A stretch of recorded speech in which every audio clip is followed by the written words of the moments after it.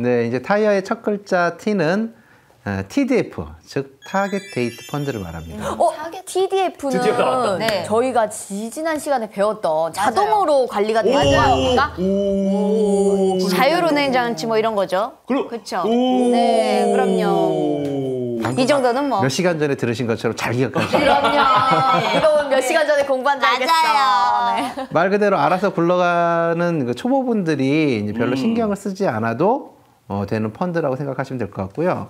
이제 은퇴 시점에 맞춰서 펀드와 주식 같은 위험 자산에 골고루 투자를 해서 그리고 채권과 같은 안전 자산의 투자 비중도 조절을 하면서 자동으로 정체가 조정이 되는 일종의 자산 배분 펀드를 말합니다. 이제 은퇴 시점 즈음에 TDF를 선택을 하면 이제 자기의 은퇴 상황에 맞게 자연스럽게 알아서 운영이 되는 거죠. 그러니까 진짜 펀드계의 자율은행 장치라고 딱 기억해두면 되겠네요, 그렇죠? 오, 해피데이. 네, 아주 좋은 표현입니다. 네. 그 글라이드 패스라는 말이 있거든요. 그게 원래는 비행기가 안전하게 착륙할 수 있게 해주는 항공기 착륙 경로를 말하는데요. 자산에서는 위험에서 안전으로 가는 곡선을 의미하기도 합니다. 이 TDF가 그 곡선을 그리게 해주는 건데요. 물론 TDF 자체가 완벽하게 그 외부의 변수에 반응하기는 힘들고 남들이 다 호황으로 수익을 내고 있을 때 그만큼의 수익을 내지 못하는 부분도 있습니다. 그래도 이 불황에서 이것만큼은 하고 이제 안전한 것도 사실은 또 아니거든요. 그렇긴 하지만 난 정말 너무 관리가 어렵다. 네. 아무것도 모르겠다. 저요. 하는 네, 희원 씨처럼 네. 초보 연금 투자자들이 비교적 편하게 접근할 수 있는 펀드라는 장점이 있습니다. 이렇게 들으면 저는 확실히 TDF랑 잘 맞는 것 같아요. 전문가에게 맡겨야 돼요. 그럼 맡겨야죠. 저도 네. 그런 것 같고요. 그러니까요. 네, 위험할 수도 있으니까. 네, 자, 그래도 이제 다음 것도 이제 들어보셔야 합니다. 네. 그래야 이제 판단을 할 수가 있겠죠. 네. 두 번째가 뭐였죠? 예, 바로 인컴 펀드입니다. 인컴 펀드는 채권이나 고배당주, 그다음에 부동산 간접 투자 상품에 분산 투자를 하는 상품들을 모두 말하는데요. 이제 이자나 배당, 임대소득 등으로 꾸준하게 수익을 만들어주는 상품들을 의미합니다. 보통 자산에 투자를 하면 매매를 했을 때 얻는 게 손익이고요. 그 보유 기간에 따라 발생하는 수익이 있는데 그 후자가 바로 인컴 수익이 됩니다. 그래서 이자나 배당 수익이 여기에 해당되는 거고요. 이 인컴 펀드인데 이자랑 배당 수익이 나오는 거예요? 네, 있죠. 근데 보통 우리가 이런 인컴, 소득을 유지하려면 대표적인 게 뭐가 있죠? 부동산이죠. 임대료를 받는 부동산을 예를 들 수가 있겠잖아요. 그래서 이러한 부동산들처럼 이렇게 꾸준하게 현금흐름을 만들어주는 건데 그 인컴 펀드도 똑같습니다. 그래서 보유하는 동안에 수익이 나는 것을 추구하는 상품이라고 생각하시면 되고요. 그래서 배당이 높은 주식이나 이자를 더 주는 회사채에 투자를 하는 상품을 말합니다. 당연히 가지고 있는 동안 수익이 나야 하니까 덕분에 이제 수익률은 비교적 일정하게 유지되지만 이것도 금융투자 상품이기 때문에 원금 손실 가능성은 분명히 있고요.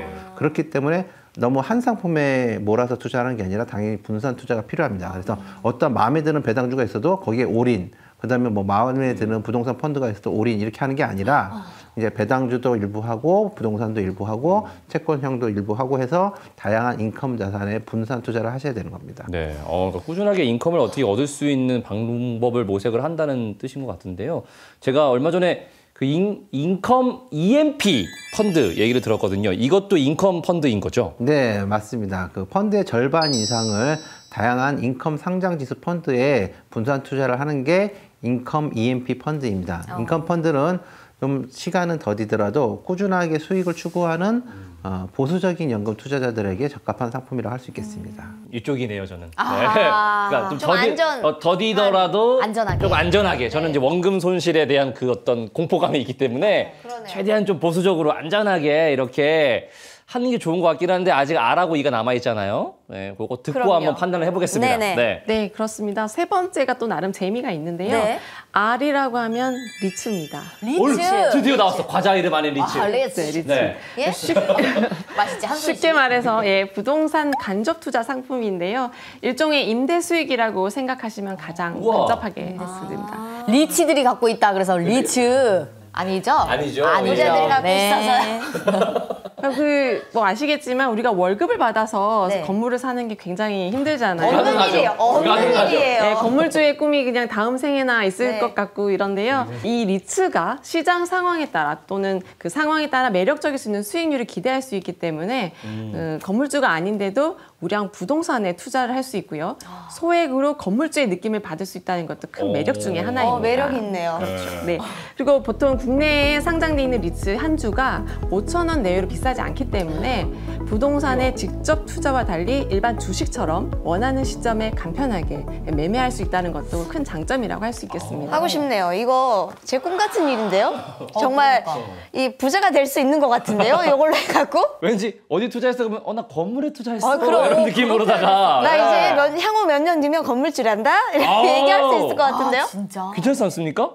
그렇죠. 그 리츠는 퇴직연금 계좌에서는 네. 그 위험 자산으로 구분이 되는데요. 위험하네요. 네, 위험하긴 합니다. 예. 그러니까 부동산 시장이 악재인 지금 환경에는 자유로울 수가 더 없고요. 리츠의 배당 수익률이나 시장 가격도 떨어지긴 하거든요. 그래서 리츠의 그 기본적인 목적이 꾸준하게 임대 소득에 확실하게 두고 있고 그 수익률보다는 꾸준하게 그 배당이 발생하는 리츠 상품을 선택하는 것이 중요하겠습니다. 자, 이제 마지막 하나 남았습니다. 한번 어떤 것일지 이름까지는 아니더라도 대충 성격이라도 한번 맞춰보시겠습니까? 제일 처음에 얘기해 주셨던 게 TDF가 알아서 운영을 해준다. 그리고 인컴펀드가 보유해서 수익이 나는 거. 여기까지 기억이 나요. 맞아요. 안정성 그리고 아니면 수익성 이런 게 있었는데 리츠가 부동산이잖아요. 네. 그럼 나머지 하는 뭘까?